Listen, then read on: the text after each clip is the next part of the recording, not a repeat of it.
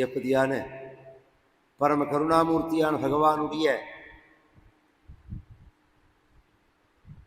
பதித பாவனனான ஸ்ரீ ராமாவதாரத்தில்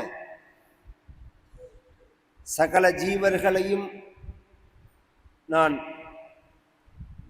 ரட்சிக்கிறேன் அப்படின்னு பகவான் அபயப்பிரதானம் பண்ணினதான ஒரு ஸ்லோகம். சகிருதேவ பிரபன்னாய தவாஸ்மீதி ச யாச்சதே அபயம் சர்வபூதேபியோ ததாம்யேதத் விரதம் மமா. ஒரு தடவை ஒத்தன் எனக்கு நமஸ்காரம் பண்ணிட்டான்னா அவனை நான் கைவிட மாட்டேன் அப்படிங்கிறான் பகவான். இதுதான் நமக்கு பிடிச்சிக்க வேண்டியதான ஒரு வார்த்தை. பொதுவாக பாவ மன்னிப்பு அப்படிங்கிறது எல்லா மதத்திலையுமே உண்டு. எல்லா மதத்திலையுமே பாவ மன்னிப்பு அப்படிங்கிறது உண்டு. பாவ மன்னிப்பு அப்படின்னா நீ என்ன பாவம் பண்ணியோ அந்த பாவத்தெல்லாம் நான் மன்னிக்கிறேன் அப்படின்னு தெய்வம் சொல்ற மாதிரி. ஏன்னா ஒரு மனிதன் பண்ற தவறுதல்களுக்கு 3 வகையான தண்டனைகள் கிடைக்கிறது. ஒன்று, அவனுக்கு அவனே தண்டனை கொடுத்துக்கலாம், அதுக்கு பிராயஷ்சித்தம்னு பேர், பரிகாரம்னு பேர். இன்னொன்று கவர்மெண்ட் கொடுக்கும், ராஜா கொடுக்கறது. இந்த ரெண்டும் நடக்கலைன்னா 3ஆவதா தெய்வம் தண்டனை கொடுக்கும். அதனால தான் அரசன் அன்று கொள்ளுவான், தெய்வம் நின்று கொள்ளும் அப்படிங்கிறது. அதுக்கு என்ன அர்த்தம்னா, இது மாதிரி அவன் தண்டனை அடையறானான்னு கவனிக்கும், எடுத்த உடனே தெய்வம் தண்டிக்காது. ஆனால் இதில் ஒரு விஷயம் என்னன்னா, நீங்கள் காலம் தாழ்த்த தாழ்த்த இன்ட்ரெஸ்ட் ரேட்டு ஏறிண்டே போகும். இதில் உண்டு. அது எப்படி எல்லாமே புண்ணியமும் அப்படிதான், பாவமும் அப்படிதான், விட விட வளர்ந்துட்டே போகிறது பற்றியில. அது மாதிரி நீங்கள் உடனே அதுக்கு நம்ம பரிகாரம் பண்ணிவிட்டோம்னா பிரச்சனை இல்லை. லேட் பண்ணோம்னா அது பெருசாக வளர்ந்து நிற்கும். இதுக்கு பாவ மன்னிப்புன்னு பேர். இங்க பகவான் சொல்றது பாவ மன்னிப்பு இல்லை. பாவ மன்னிப்பு அதில் இருக்கு, ஆனால் பகவான் சொல்றது நான் ரட்சிப்பேங்கிறான். அபயம் சர்வபூதேபியா. அவனை கைவிட மாட்டேங்கிறது எது வரையில் அப்படின்னா மோட்சம் வரையில். அவனுக்கு நான் மோட்சத்தை கொடுப்பேன் அப்படிங்கிற மாதிரி. நமஸ்காரம் பண்ணினாலே போரும், நான் மோட்சத்தை கொடுப்பேன் அப்படிங்கிற மாதிரி. இது ராமாயணத்தில் பிரசித்தமான ஸ்லோகம் இது. அதனால முதல் பாடல்ல இந்த ஸ்லோகத்தினுடைய பொருள் வெளிப்படுற மாதிரி கம்பர் சொல்றார்.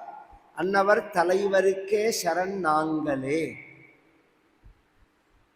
தலைவரை வணங்குகிறோம்னு சொல்லல அவர், சரண் நாங்களே. அந்த பாடம் 2 வகையா, சரண் ஆகுங்களே அப்படின்னு ஒரு பாடம். அங்க சரண் நாங்களே, சரண் ஆகுங்களே. இது காலை பிடிச்சிக்க வேண்டிய அவதாரம். இது பகவான் ரட்சிக்கிற அவதாரம் அப்படிங்கிறத காண்பிக்கிறான். பொதுவாக வைஷ்ணவ சாஸ்திரத்தில் இதை பிரபத்தி சாஸ்திரம்னு சொல்லுவார்கள். சரணாகத்தின்னு சொல்றது, பகவான சரணமடைகிறது அப்படிங்கிறது. சரணம் வேற, சரணம் வேற. சரணம்னா கால்கள், சரணம் அப்படின்னா நமஸ்காரம் பண்றது. பகவான் நமஸ்காரம் பண்ணினாதான் சரணாகதி அப்படின்னு இல்லை. 6 வகையான செயல்களுக்கு சரணாகத்தின்னு பேர். ஆனுகூல்யஸ்ய சங்கல்பः பிராதிகூல்யஸ்ய வர்ஜனம் ரக்ஷிஷ்யசீதி விஸ்வாசः கோத்ருத்வ வரணம் ததா ஆத்ம நிக்ஷேப கார்பண்யே ஷட்விதா சரணாகதி. இது பாஞ்சராத்திர சாஸ்திரம் சொல்ற விஷயம். அனுகூல்யஸ்ய சங்கல்பः, பகவானுக்கு பிடிச்சதை செய்யணும்னு நாம வாழ்ந்தாலே சரணாகதி தான். பகவானுக்கு என்ன பிடிக்குமோ அதுதான் செய்யணும். நான் அப்படி என்ன வருமானால் பிரியம் இருந்தா வராத. குழந்தைகளுக்கு என்ன பிடிச்சதையோ அதை அம்மா செஞ்சு போடலையா, குழந்தைகளுக்கு பிடிச்சபடி அம்மா நடந்துக்கலையா, குழந்தைகள் பதில் செய்யணும்னு எதிர்பார்த்தா அம்மா செய்யறாதல்ல. அன்பு. நல்ல குழந்தைகள் அப்பா அம்மாவுக்கு வருத்தப்படுவான்னு அப்பா அம்மாவுக்கு பிரியமா நடந்துக்கும். எப்படின்னா, இதை செஞ்சா அப்பா அம்மா வருத்தப்படுவா அப்படிங்கிறதுக்காக அதை செய்யாது. எதை செஞ்சா அப்பா அம்மாவுக்கு பிடிக்குமோ அதை செய்யும். நல்ல விஷயமா. இதுவும் ஒரு வகை சரணாகதி. பிராதிகூல்யஸ்ய வர்ஜனம். இப்ப நான் சொன்ன ரெண்டாவது என்னன்னா, எது பிடிக்காதோ அதை செய்யக்கூடாது. சரி சார், பகவானுக்கு எது பிடிக்கும் எது பிடிக்காதுன்னு எனக்கு எப்படி தெரியும்? பகவானுக்கு பிடிச்சதை செய்யணும், பகவானுக்கு பிடிக்காததை செய்யக்கூடாது.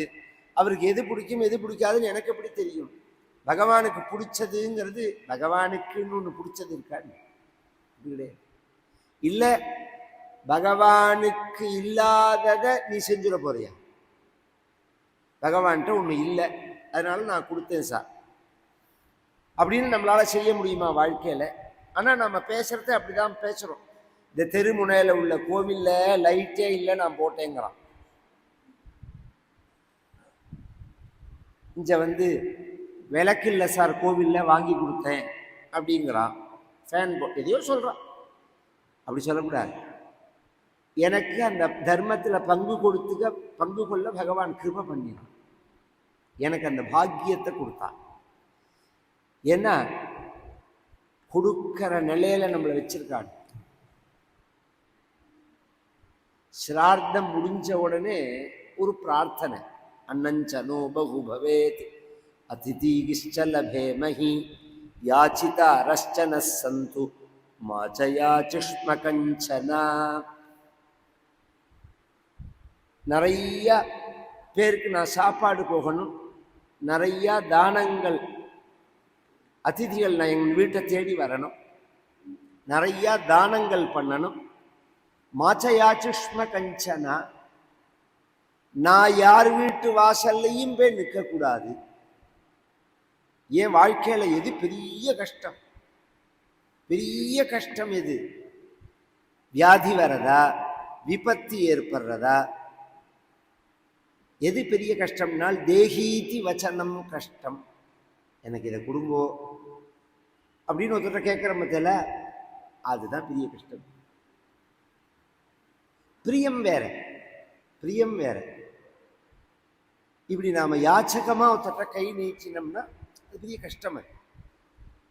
அது மாதிரி நான் நீட்டக்கூடாது அப்படின்னு பகவான்கிட்ட பிரார்த்திக்கணும்.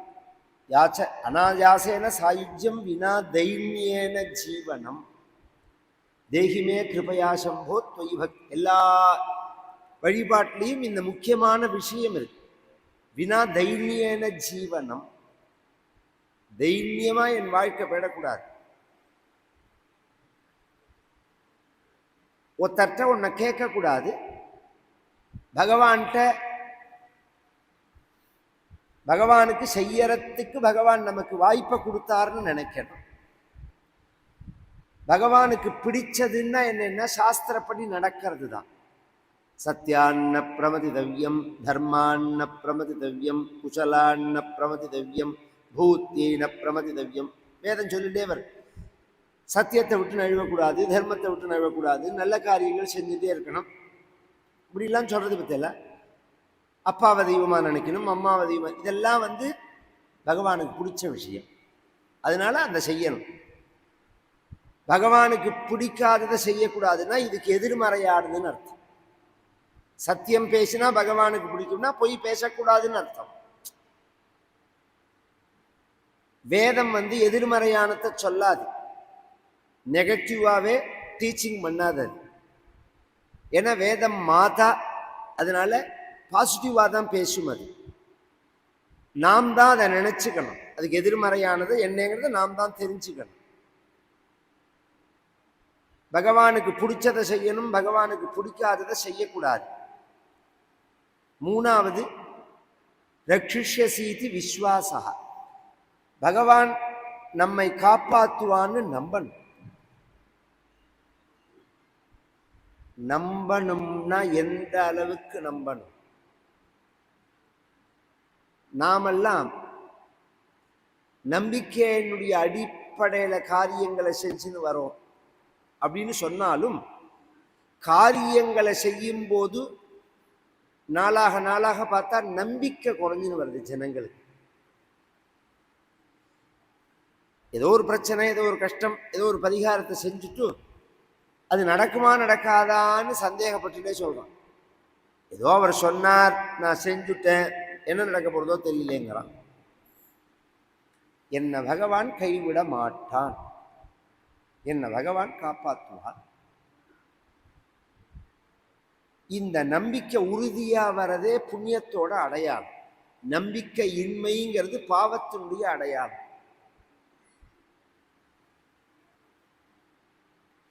இதை புத்தியினுடைய தெளிவு விஷயத்தினால சொல்றேன், பயமுறுத்துற மாதிரி சொல்லல.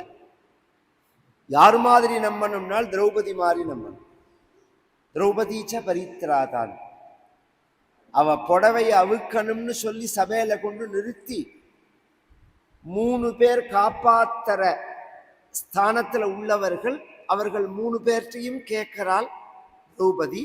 முதல்ல சபையில உள்ள பீஷ்மர், துரோணர் உள்ள பெரியோர்கள், பொதுமக்கள், தன் கணவன், 5 பேர். இவா 3 பேருமே காப்பாத்தல்ல. இனி மிச்சம் இருக்கிறது எக்கு முடிச்சுதான். 3 சுத்த அவுத்துட்டான். 4வதா இருக்கிறது எக்கு முடிச்சுதான். அதை அவுத்துட்டான்னா மானம் போயிடும்.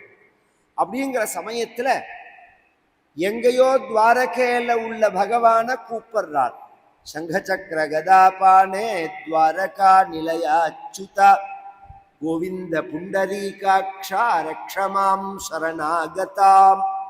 திரௌபதி சொன்னபடி சொல்லணும்னா ரக்ஷமாம் சரணாகதாம்னு சொல்லணும். நாம சந்தியாவந்தனத்தும் போது ரக்ஷமாம் சரணாகதம்னு சொல்லணும். இவள் எங்கேயோ கண்ணுக்கு எதிர்த்தாப்புல உள்ளவர்களையே நம்மளை காப்பாத்தல்லையே, எங்கேயோ துவாரகையில உள்ள பகவான் நம்மளை காப்பாத்துவனான்னு அவ சந்தேகப்பட்டிருந்தான்னு வச்சுக்கோங்க,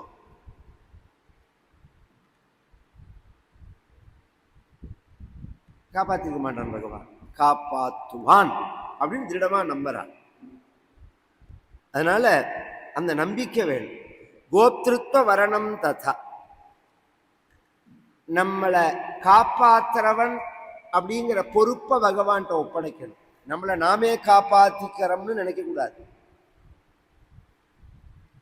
உண்மையில பகவான் தான் காப்பாத்துறான். 3 மாசம் கழிச்சு ஒரு குழந்தை பிறக்க போறதுன்னா அதுக்கு தாய்ப்பால் எப்ப உண்டாருதுன்னா பிறக்கிறதுக்கு 3 மாசம் முன்னாடியே உண்டாக ஆரம்பிச்சிடும்.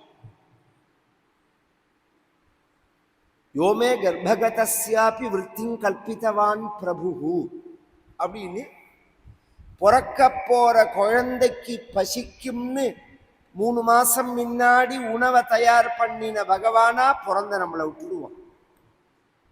கொஞ்சம் யோசனை பண்ணும். நம்மளுடைய நம்பிக்கையின்மை நாம் கஷ்டப்படுறோம். 5வது ஆத்ம நிக்ஷேபம். எல்லாம் பகவானோடது, நம்மோடது இல்லைன்னு நினைக்கிறது. 6வது விருப்பு வெறுப்பு இல்லாம வாழறது. இது மேல்நிலை.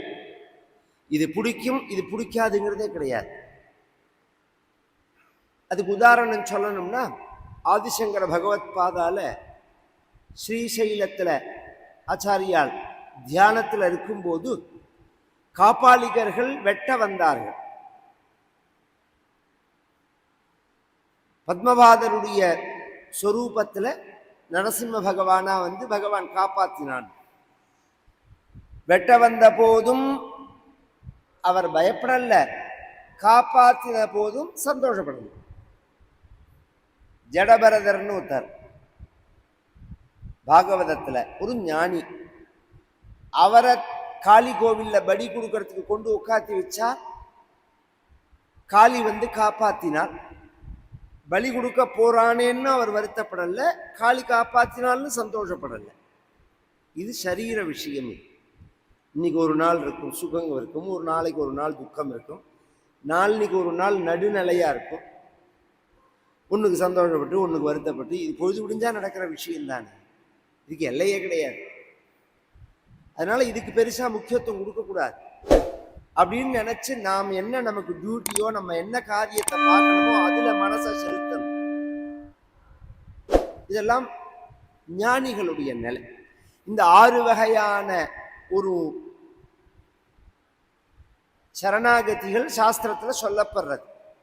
பகவானுக்கு பிடிச்சதை செய்யணும், பகவானுக்கு பிடிக்காததை செய்யக்கூடாது, பகவான் காப்பாற்றுவார்னு நம்பணும், நம்மை காப்பாற்றுறவன் பகவான்னு பொறுப்பை ஒப்படைக்கணும், எல்லாம் பகவானோடதுன்னு நினைக்கணும், விருப்பு வெறுப்பு இல்லாம வாழணும்.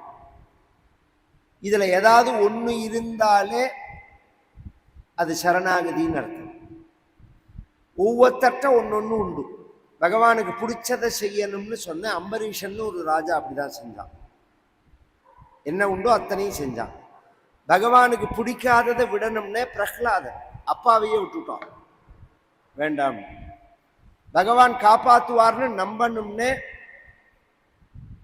திரௌபதி, என்னை காப்பாத்துறவன் நீந்தான் அப்படிங்கிற பொறுப்பை பகவான்கிட்ட கொடுக்கணும்னு அர்ஜுனன்.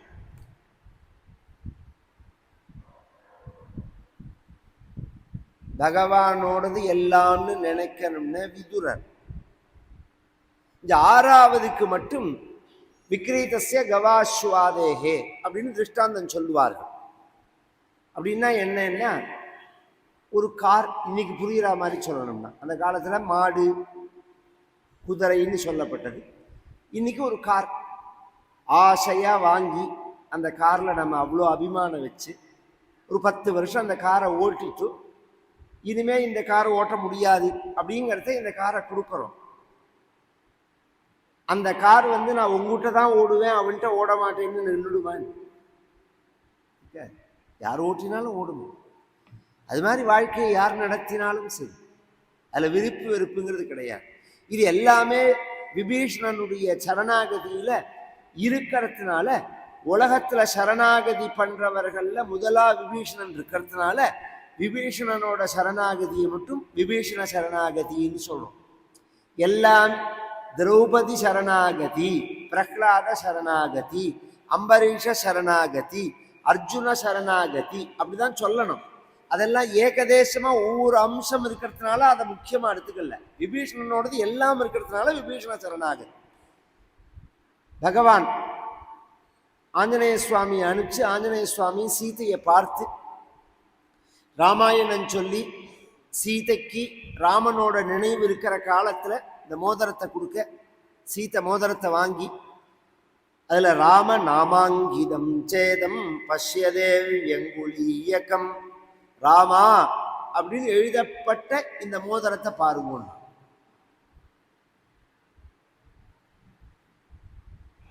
ராமா ஒருத்தர் உபயோகிச்ச பொருளை அவருடைய நினைவா நாம இன்னைக்கு வச்சுக்கிறோம். இன்னைக்கு ஏலத்துல எல்லாம் கூட போறது, ஏதோ மகாத்மாவா இருந்து தபஸ்வியாயிருந்து உத்தமராயிருந்து அவரோட பொருளை ஞாபகார்த்தமா வச்சிருந்தா அது கூட சரிங்களா? பிரபலமா உள்ளவாளுடைய பொருள்லாம் போறது பத்தியில இவன் உபயோகிச்சதான செருப்பு, இவன் உபயோகிச்சதான இது கோடிக்கணக்கில் கொடுத்து வாங்குறான்.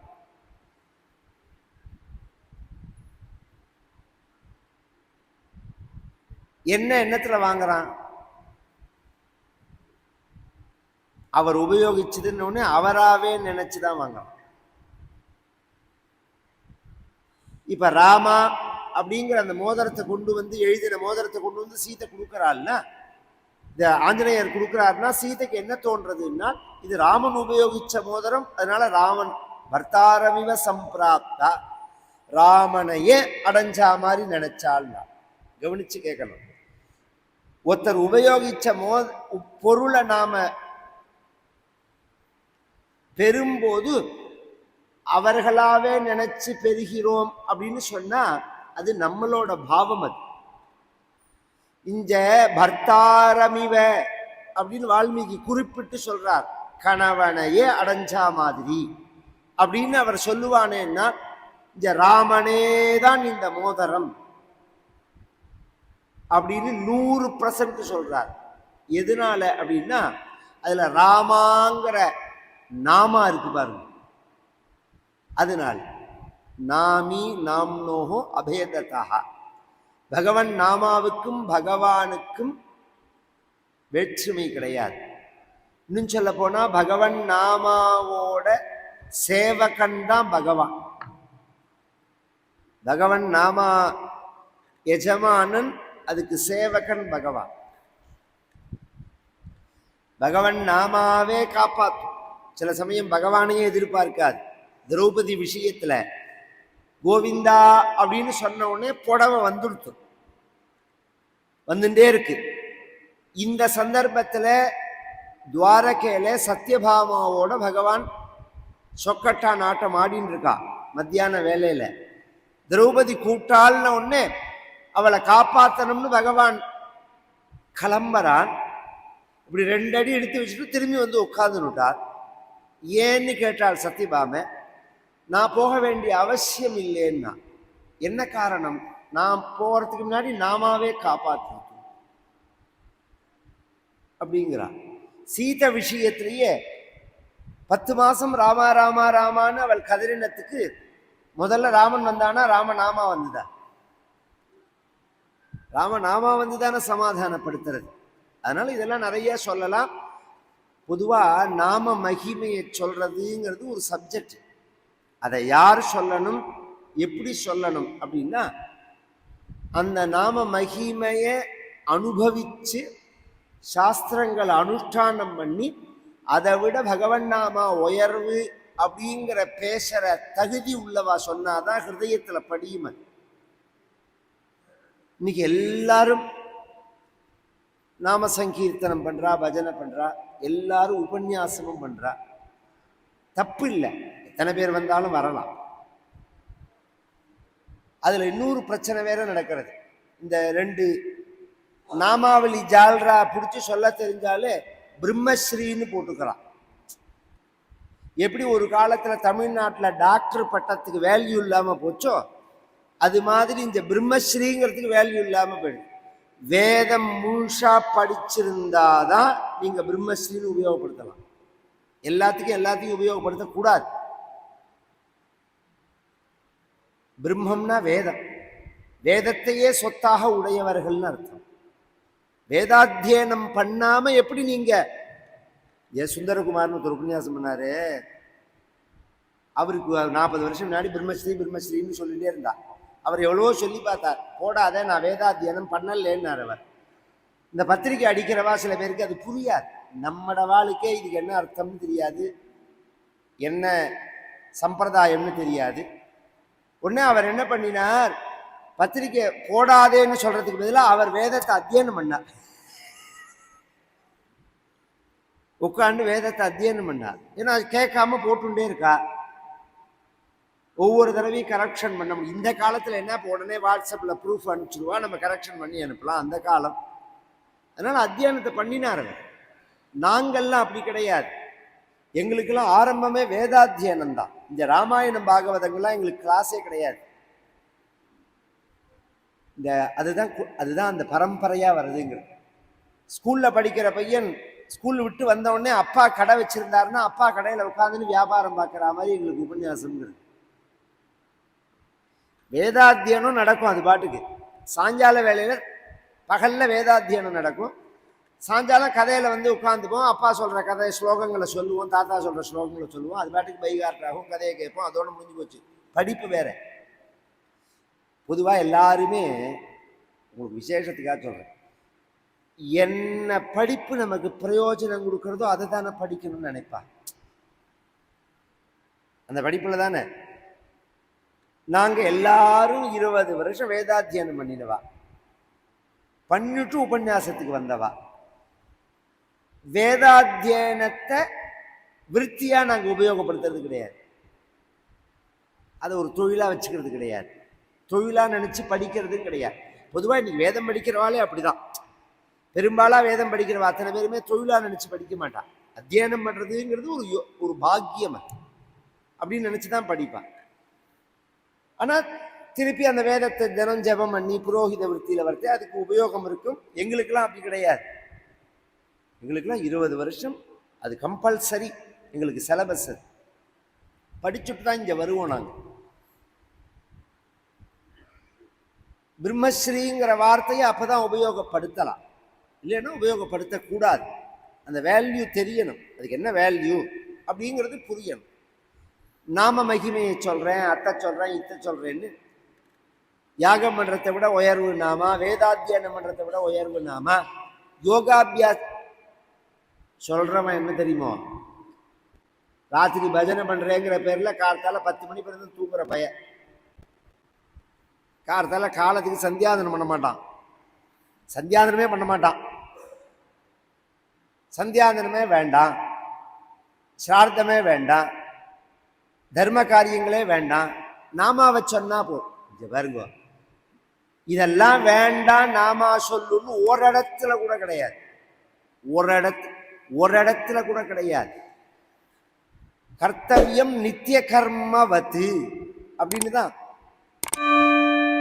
யமஸ்ய கருணா நாஸ்தி காலக்ஷேபோ ந கர்த்தவ்யா க்ஷீணமாயு க்ஷணே க்ஷணே யமஸ்ய கருணா நாஸ்தி கர்த்தவியம் ஹரிகீர்த்தனம்.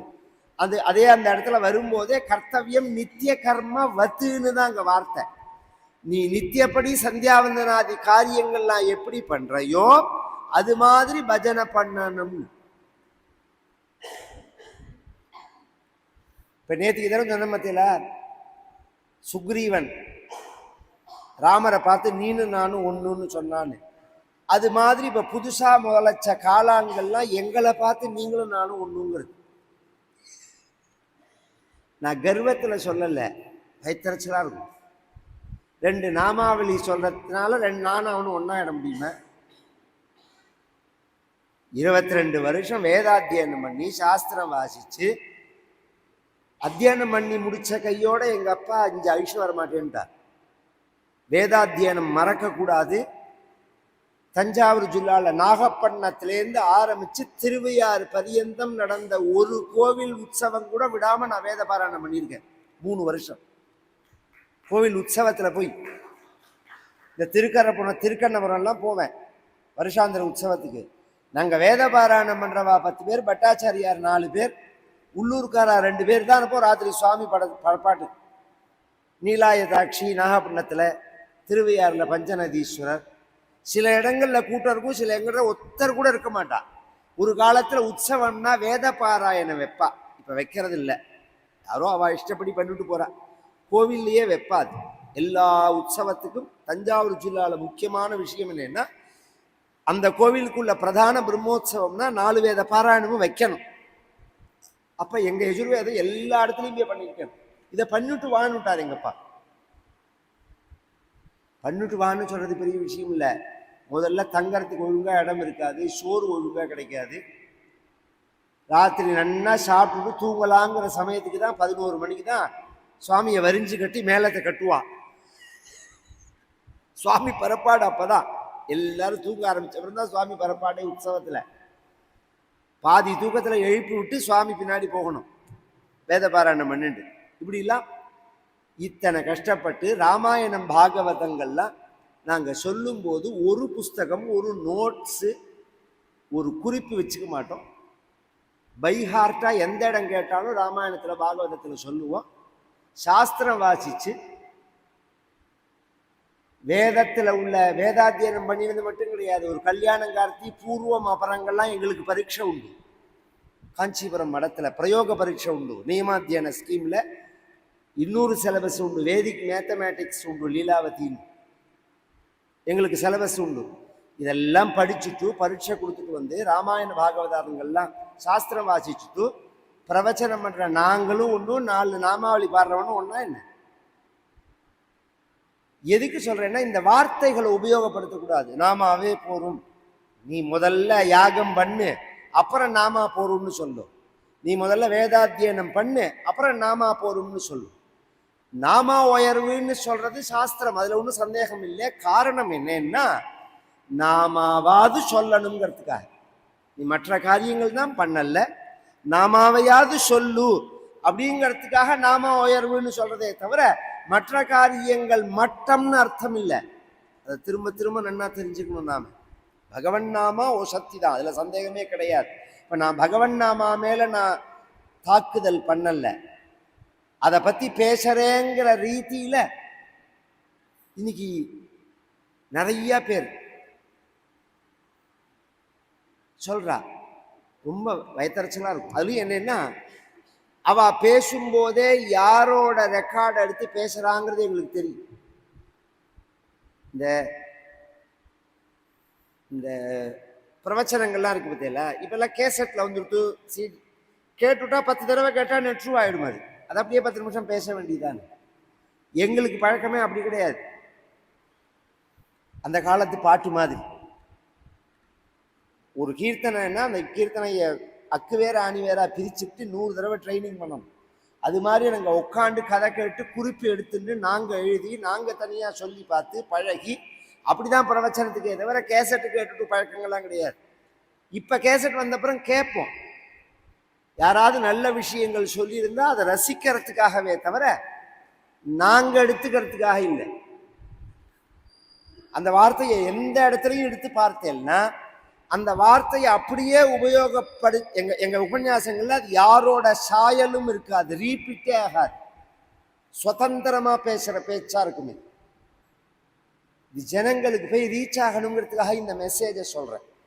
நேற்றுக்கு ஒருத்தர் கேட்டிருந்தார் என்கிட்ட, இந்த சப்ஜெக்ட் ராமாயணத்துக்கு சம்பந்தமே இல்லையே, நீங்க ஏன் பேசுறேன்னு உங்களுக்கு தோணும். ஆமா, ரொம்ப நான் கேட்குறேன், இந்த ராமாயணம் எல்லாமே ரொம்ப உயர்வா இருக்கு, நீங்க சொல்ற சாஸ்திர தர்மங்கள் எல்லாம் அனுஷ்டானம் பண்ணணும்னு தோன்றது, ஆனா இதுல ஒரிஜினாலிட்டின்னு எப்படி கண்டுபிடிக்கிறதுன்னு கேட்டாரு. இதுல ஒரிஜினலா குவாலிஃபிகேஷன் உள்ளவா அப்படின்னு நம்ம ஒருத்தரை எப்படி செலக்ட் பண்றதுன்னு.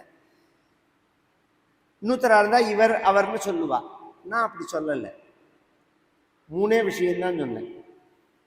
நீங்க மளிகை கடையில போய் சாமான் வாங்குறத இந்த சாமான் தான் ஒசத்தின்னு எப்படி வாங்குறேன் என்கொயரி பண்ணிட்டு வாங்குறேன்.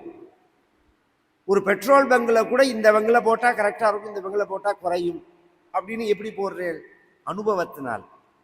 ஒரு ஹோட்டல்ல போய் சாப்பிட்றதே இந்த ஹோட்டல்ல சாப்பிட்டா வயத்துக்கு ஒன்றும் பண்ணாது, இந்த ஹோட்டல் சரியா இருக்காது அப்படின்னு எப்படி தீர்மானம் பண்றேன்? இதுக்கெல்லாம் டைம் செலவழிக்கிறதுக்கு உங்களுக்கு டைம் இருக்கு.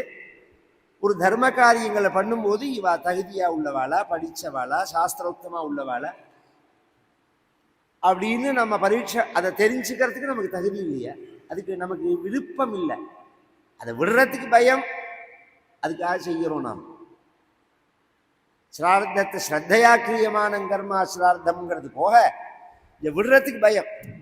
அந்த காலத்துலலாம் சிரார்த்தம்னு 10 நாள் அமக்கலப்படும். முன்னாடி பின்னாடி மடி ஆச்சாரம், சிரார்த்த தண்ணிக்கு முதல் நாள் எல்லாத்தையும் உருவி போட்டு ஒன்றுலையும் கண்ணில் படாமல் விழுப்பு மேலே படாமல் பார்த்துக்கிறதுக்கு பண்ணிட்டு எல்லாத்தையும் காலங்காலத்தால் எந்த தோச்சு வரிசையாக உணர்த்தி குளிச்சுட்டு வந்து எல்லாத்தையும் திருப்பி கட்டிண்டு அப்படி பண்ண சிரார்த்தம் போக இவனும் போய் இறங்குறான் கெஸ்ட் மாதிரி, அவனும் கெஸ்ட் மாதிரி வரார். இந்த சமையலை தவிர பாக்கி எல்லாம் ரெடிமேடா அதிருஷம் எள்ளூருண்டா இதெல்லாம் ரெடிமேடா ஏற்கனவே டப்பாவில் இருக்கிறத எடுத்து வச்சுடுறா அந்த மாமி. இல்லை ஒரே இடத்துல 10 இடத்துல நடக்கிறதுன்னு சிரார்த்தத்தை பண்ணிட்டு வரான். அதுக்கு தகுந்த பலன் தான் இருக்கும். அது மாதிரி நம்மளுடைய ஸ்ரத்தை தான் முக்கிய காரணம். இந்த யாரையும் தாக்குதலுக்காக நாம் பேசல. குழந்தைகள்லாம் பஜனை பண்ணட்டும், நாமாவளி சொல்லட்டும், இதுல இன்ட்ரெஸ்டோட வரட்டும், ரைட்டு. ஆனா தன்னை பெரிய ஆள்னு நினைச்சுக்க கூடாது, அதெல்லாம் யோகியதை கிடையாது. வேதாத்தியனம் பண்ணியிருக்கணும், சாஸ்திரம் வாசிச்சிருக்கணும், இதிகாச புராணங்கள் அபியாசம் இருக்கணும், பிரமாணத்தோட பேசணும், அனுஷ்டானம் பண்ணணும். எல்லாத்துக்கும் மேல எந்த விஷயத்தையும் அனுஷ்டானம் பண்ணணும். தான் செஞ்சுட்டு தான் இன்னொருத்தருக்கு சொல்லணும். நாம உயரும், சந்தேகமே கிடையாது. நாம உயரும்.